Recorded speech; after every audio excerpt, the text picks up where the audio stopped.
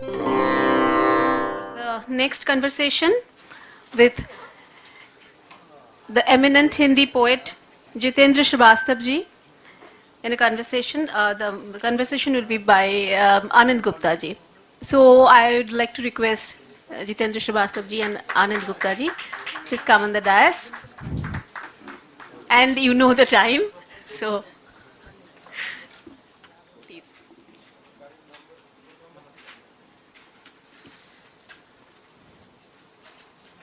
नमस्कार। हमारे समय के चर्चित कवि जितेंद्र श्रीवास्तव जी का इस मंच पर पुनः स्वागत है। कल किफाल्क एवं यापन चित्र सर्वभारतीय कविता सम्मान 2026 से इन्हें सम्मानित किया गया है। हम इस सम्मान के लिए इन्हें बधाई देते हैं।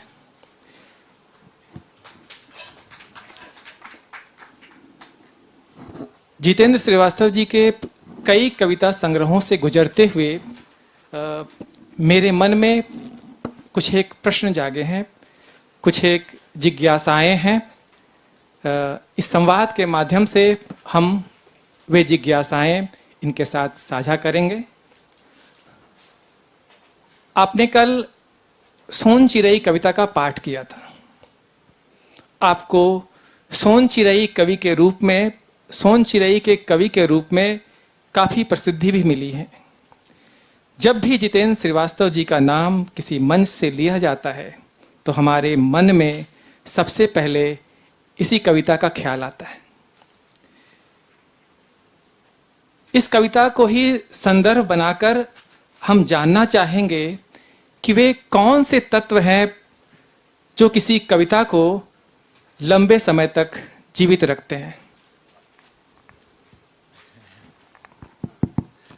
धन्यवाद आनंद जी। अब ये तो एक बहुत सैद्धांतिक सवाल हो गया, तो मेरे भीतर का कवि बोलेगा कि प्रोफेसर बोलेगा। ये एक मुश्किल मामला है, क्योंकि एक सैद्धांतिक सवाल है। ये हम कालजयीपन, कालजीवीपन की बात किया करते हैं। जहाँ तक मेरी कविता का प्रश्न है, ये कविता जब मैं जेएनयू में विद्यार्थी था, बहुत पुरानी बात हो गई, 3 दशक से अधिक का समय बीत गया। जब ये कविता मैंने लिखी थी तब मैं एमए का विद्यार्थी था, और तब मुझे बिल्कुल नहीं पता था कि ये कविता मेरी पहचान की तरह हो जाएगी। ये कविता उसके बाद इस कविता पर देश के एक बड़े पेंटर हैं अशोक भौमिक, उन्होंने एक श्रृंखला बनाई है इस पे पेंटिंग्स की, और विदेशों में कई जगह उसको प्रदर्शित किया उन्होंने। मुझे लगता है भारत के कई विश्वविद्यालयों के एमए के पाठ्यक्रम में है ये कविता। तब नहीं पता था कि ये सब होगा। तब की हिंदी की सबसे बड़ी पत्रिका पहल थी, उसने अपने फ्रंट के साथ इस कविता को छापा था एकदम। इसके बाद अपना लगाया था उन्होंने जो सूची है और तमाम चीज़ें हैं। तो ये नहीं पता था कि ये कविता इस तरह लोकप्रिय या एक स्थायी बनेगी। लेकिन इस कविता में अगर कुछ जो लगता है जिसके कारण ये दीर्घजीवी हुई या हो रही है, देखिए, लोक हमेशा से एक बड़ा तत्व रहा है किसी भी कविता की के जीवन को लंबा करने के लिए। आप अपने समय को कितना पहचानते हैं, अपने लोक को कितना पहचानते हैं, आप अपने लोक की कितनी आलोचना कर सकते हैं और कितनी दूर तक उसके साथ जा सकते हैं, अगर यह सब कुछ एक कवि के भीतर है तो उसकी रचना का जीवन लंबा हो सकता है, बड़ा हो सकता है।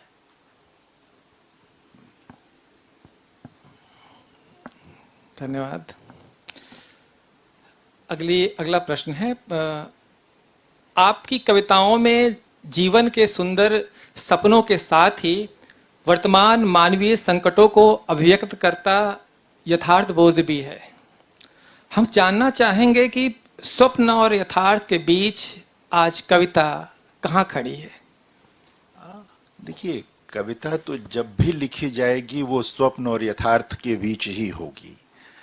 ऐसा हो नहीं सकता कि किसी कविता में सिर्फ स्वप्न ही स्वप्न हो। जिन कविताओं को पूरी तरह स्वप्नजीवी माना जाता है, उनका भी एक धरातल होता है यथार्थ का, वो बिल्कुल उससे कटी नहीं होती हैं। और अगर आप परत दर परत उनको खोलेंगे तो उनके समय का कोई न कोई यथार्थ उसे छुएगा।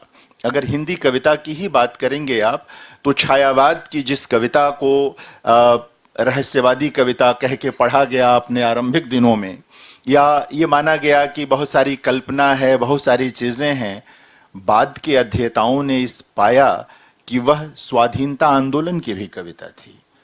वो स्वाधीनता आंदोलन की भी बात कर रही थी, यानी आज़ादी की लड़ाई का जो वो पूरा दौर था, उस कविता में वो प्रतिध्वनित हो रहा था। फर्क कहने के ढंग का था। तो स्वप्न और यथार्थ के बीच कविता हमेशा रहती है, आज भी रहेगी।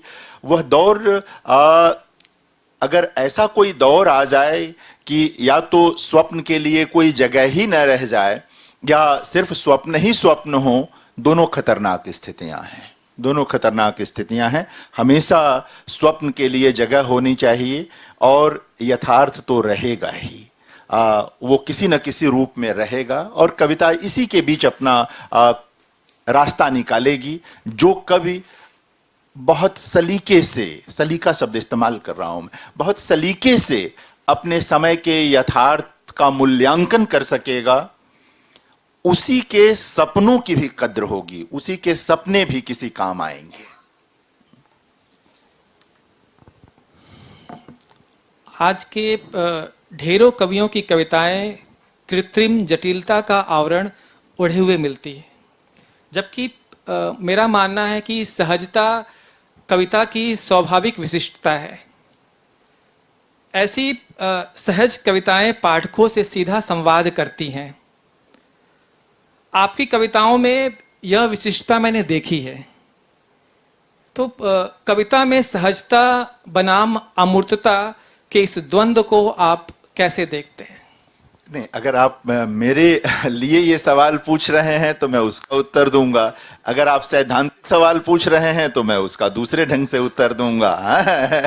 जहां तक मेरी कविता का सवाल है, मुझे बराबर ये लगता है कि हम सब लोगों को, सब कवियों को लोकगीतों से सीखना चाहिए। लोकगीतों से अगर सीखेंगे तो हम अनावश्यक जटिलता की ओर नहीं जाएंगे। लोकगीत कितनी आसानी से, कितनी सघन बातों को अभिव्यक्त करते हैं। हमारी कविता क्यों नहीं कर सकती है उतनी ही सहज शब्दावली में, उतने ही बहुत सहज ढंग से किसी संश्लिष्ट बात को, किसी कॉम्प्लेक्स बात को क्यों नहीं कह सकती है हमारी कविता? तो हम सबको सीखना चाहिए। हम सबके लिए वो चीज है कि हम लोकगीतों से सीखें। तो यही मुझे बराबर लगता है। जो लोग, होता क्या है ना कि आलोचना का भी एक संकट है। कई बार आलोचक भी ऐसी कविताओं का महिमा मंडन कर देते हैं जिसमें अमूर्तन बहुत होता है, और अगर किसी प्रभावशाली आलोचक ने ऐसा काम कर दिया तो वो एक ट्रेंड सा बन जाता है, एक फैशन सा बन जाता है, और कृत्रिम कविताओं की बाढ़ आ जाती है। लेकिन साहित्य का कूड़ा घर बहुत बड़ा है, समझ रहे हैं ना? उसमें बहुत सारी चीजें चली जाती हैं। छायावाद में कम से कम 1000 कवि लिख रहे थे, आज 4.5 कवि आपको याद हैं। ठीक है ना? तो यही होता है, बहुत दूर नहीं। 8वें दशक में आपके सैकड़ों कवि थे। आप कितने कवियों का नाम ले सकते हैं 8वें दशक के?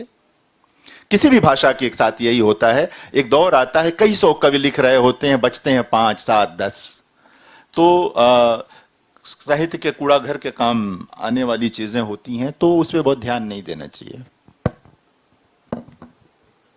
आपका स्त्रियों पर केंद्रित एक कविता संग्रह है, स्त्रियां कहीं भी बचा लेती हैं पुरुषों को। आपके कई संग्रहों में भी मैंने स्त्रियों पर केंद्रित कविताएं, अच्छी कविताएं पढ़ी हैं, जिसमें स्त्रियों के विविध रूपों का विविध रूप हम देख पाते हैं।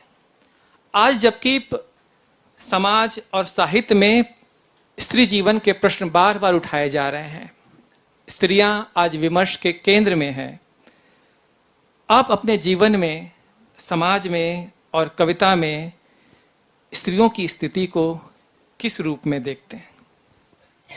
देखिए, मुझे लगता है कि वो तो मेरी कविताएं बताएंगी कि मैं किस रूप में देखता हूं। और मेरा एक संग्रह बेटियों पर भी है, और हिंदी में वो अकेला संग्रह है जो बेटी केंद्रित कविताओं का संग्रह। 1000 साल के इतिहास में बेटी केंद्रित कोई दूसरा संग्रह नहीं था, और वो एक समय की लिखी कविताएं नहीं हैं। लगभग मेरे 30-35 वर्ष के रचना काल में अलग अलग समयों पर वो लिखी कविताएं हैं, जिन्हें हिंदी के आलोचक कमलेश वर्मा और उनकी पत्नी ने, सुचिता ने, इकट्ठा किया और संकलित किया। उसी तरह जो स्त्री विषयक कविताओं की बात आप कर रहे हैं, वो मेरे सभी संग्रहों से ली गई कविताएं हैं। उसमें 2-4 ही नई कविताएं हैं, वो सब मेरे संग्रहों से ली गई कविताएं हैं। अलग से मैंने कभी नहीं सोचा था कि मैं स्त्री विषयक कविताओं का कोई संग्रह छपवाऊंगा या करूंगा। मुझे लगता है कि वो छप गई, वो अपनी जगह है, लेकिन मुझे लगता है कि यह एक हमारी मेरी सम्मिलित चेतना का हिस्सा होना चाहिए इसे, कि मेरे हर संग्रह में वो चीज होनी चाहिए, और हैं, वो हैं। उसका कारण है, मैं अपने जीवन, देखिए, मेरी माँ इकलौती संतान थी अपने माता पिता की। मैं अधिकतम समय अपने नाना नानी के पास गुजरा। मेरी 2 बेटियां हैं तो मेरे चारों तरफ जो है, मतलब जब से मैं पैदा हुआ और अब इस उम्र में हूँ, चारों तरफ मुझे स्त्रियों का साथ, संग, सहयोग मिला, और मैं जितना भी मनुष्य बन सका उसमें मेरे घर के पुरुषों की अपेक्षा मेरे घर की स्त्रियों का योगदान अधिक है। मेरी माँ, मेरी नानी, मेरी पत्नी, मेरी बहनें, मेरी बेटियां, उन्होंने मुझे ज्यादा मनुष्य बनाया। पिता ने भी बनाया, नाना ने भी बनाया, लेकिन प्रतिशत इनका अधिक है। तो हमें लगता है कि हम सब लोगों को सबसे जरूरी चीज क्या है कि जिस दिन हम दूसरी स्त्रियों के बारे में उस ढंग से सोचना शुरू करेंगे जिस तरह अपनी बेटियों के बारे में सोचना शुरू करते हैं या सोचते हैं, पूरा दृश्य बदल जाएगा। आपने अभी बातचीत के दौरान लोक की बात की। आपकी ढेर सारी कविताओं में लोक संवेदना और लोक जीवन की विभिन्न छवियां बार बार हम देख पाते हैं।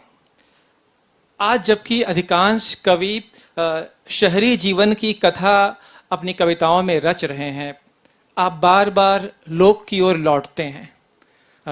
आखिर इसका क्या कारण है? नहीं, देखिए, 2 चीजें हैं। जो कवि शहरी जीवन की कविता लिख रहे हैं, मैं उनका प्रशंसक हूं। जिसके अनुभव क्षेत्र में जो हो उसके साथ जाना चाहिए। मैं भी लोक की तरफ उस तरह नहीं लौटता हूं, और मैंने कभी आहा ग्राम्य जीवन क्या है टाइप की कविता नहीं लिखी। लोक या गांव मेरे रक्त में है। लगभग 14 वर्ष की उम्र तक, बहुत कम लोगों को यकीन होता है, 14 वर्ष की उम्र तक मैं गांव में रहा हूं।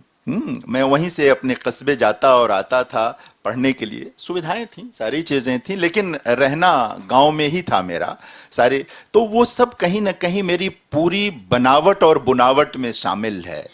आज भी जो गांव का बदलाव है उस पर भी मेरी दृष्टि रहती है। मैं लगातार अपने गांव जाता हूं, अपने गांव से जुड़ा हुआ हूं, लोगों से जुड़ा हुआ हूं, बचपन के मित्रों से जुड़ा हुआ हूं।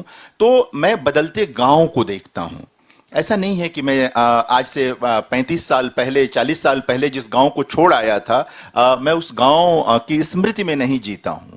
और मुझे लगता है जो शहरों में भी रह रहे हैं, उनको भी लगातार बदलते गांवों को देखना चाहिए। इसको ऐसे समझिए कि जिन लोगों ने लोक की कविताएं लिखी हैं, रघुवीर सहाय उनसे कमजोर कवि नहीं है। उन्होंने शहरी कविताएं लिखी, शहरी जीवन की कविताएं। एक पूरा यथार्थ है ना, अगर सब लोग लोक या गांव की ही कविता लिखेंगे तो शहर को कैसे अभिव्यक्ति मिलेगी, शहरी जीवन कैसे आएगा कविताओं में या हमारे साहित्य में। दूसरी बात, लोक का मतलब सिर्फ गांव नहीं होता है। जहां भी श्रम है वह लोक है। श्रम का एक अपना लोक बनता है। शहरों में आप देखेंगे जो तमाम वंचित वर्ग के लोग हैं, वो कहां जाएंगे, उनकी बातें कैसे आएंगी। तो शहर का मतलब सिर्फ अभिजन नहीं होते, शहर का मतलब सिर्फ अभिजात्य नहीं होता है। एक पूरा, जैसे गांव का मतलब सिर्फ वंचना नहीं है, गांव में भी कई सामाजिक संरचना जो गांव की है उसमें भिन्न भिन्न है, वहां जातिगत संरचना भी है, आर्थिक संरचना भी है, बहुत सारे फर्क आते हैं। तो मेरा लौटना मेरी बनावट बुनावट के कारण है, लेकिन मैंने शहरी जीवन की बहुत सारी कविताएं लिखी हैं, मेरी दिल्ली पर कई कविताएं हैं। हाँ? मैं पिछले करीब करीब 35 साल से ज्यादा समय से दिल्ली से जुड़ा हुआ हूं, तो वो भी मेरे जीवन का हिस्सा है। एक अंतिम प्रश्न है।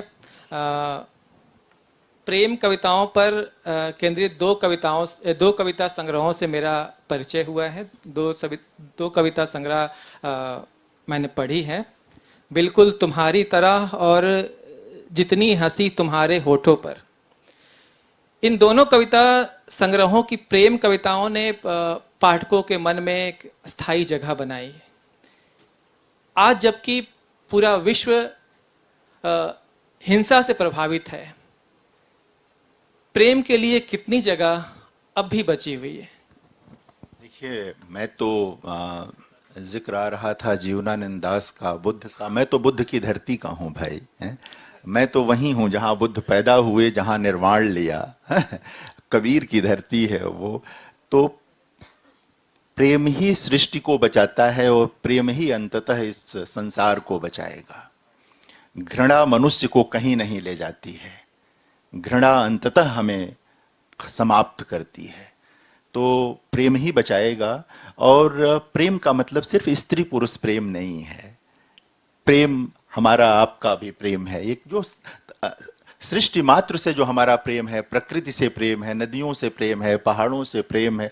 जो प्रेम करेगा वो हर चीज से प्रेम करेगा, है ना।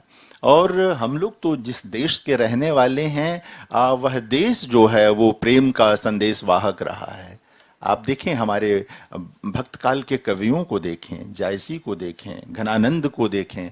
हमने तो प्रेम के, मतलब हिंदी की बात है, हमने तो प्रेम के महाकवि पैदा किए। तुलसीदास, जिनका जिक्र सामान्यतः भक्ति के लिए होता है, जब राम और सीता के प्रथम मिलन का जो पूरा वर्णन है, जो वाटिका प्रसंग है, आप उसको देखें कि स्त्री पुरुष संबंधों को हमारे वहाँ किस तरह देखा जाता है।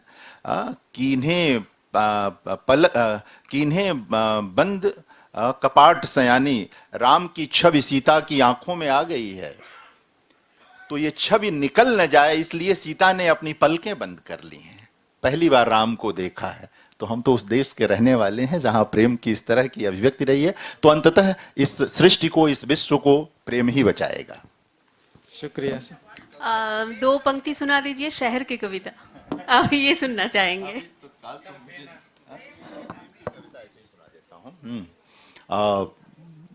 ये जाहिर है कि बहुत पहले की कविता है ये। बहुत आसान है किसी दिन चुपचाप उठकर तुम मेरे होने से बहुत दूर चली जाओ। संभव है जाने से पहले मेरे प्यार को दुलराओ। यह भी संभव है कि चौखट से तुम्हारे पांव टकरा जाएं और गिर पड़े स्मृतियों की गठरी। चौखट के सिरहाने छिटकी बिखरी स्मृतियां, बटोरो न बटोरो चलती जाएंगी वे तुम्हारे तलुओं से सटी लिपटी। तुम्हारी यात्रा में साथ होंगी स्मृतियां तुम्हारी थकावट बांटती हुई। जहां भी करोगी विश्राम बैठकर, वहीं आसपास तुम्हारे सपनों की धूप में मैं भी मिलूंगा। यह कैसे हो तुम रहो मैं नहीं, तुम्हारा कहीं भी होना मेरे साथ होना है। मेरा कहीं भी होना तुम्हारे साथ होना है। तुम कहीं भी जाओ, कितना भी बचकर जाओ, चुटकी भर चला ही जाऊंगा तुम्हारे साथ। वाह, शुक्रिया। बहुत ही खूबसूरत कविता। I would like to request Barnali Roy to come and felicitate the poets, Jitendra Shrivastava ji and Anand Gupta ji. अच्छा, आइए आनंद, आप क्यों किनारे आइए ना, आइए।